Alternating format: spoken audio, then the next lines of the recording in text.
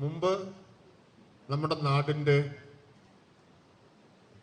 വൃത്തിഹീനതയുടെ മുഖമുദ്രകളായിരുന്നു KSRTC bus സ്റ്റേഷനുകൾ, പ്രത്യേകിച്ച് KSRTC പൊതു ടോയ്ലറ്റുകൾ.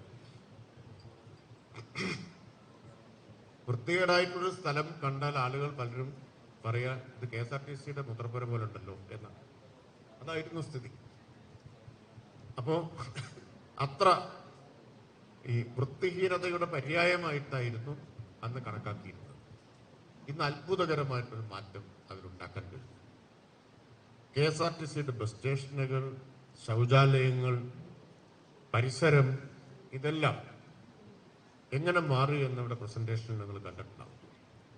അതില് തദ്ദേശ സ്വയംഭരണ വകുപ്പിന്, ഹരിത കേരള മിഷന് KSRTCയുമായി ചേർന്ന് സഹകരിച്ച് പ്രവർത്തിക്കാൻ കഴിഞ്ഞതിൽ അതിയായ സന്തോഷമുണ്ട്. അതിനേക്കാൾ കൂടുതൽ ഞങ്ങൾക്ക് അവരോട് നന്ദിയുണ്ട്.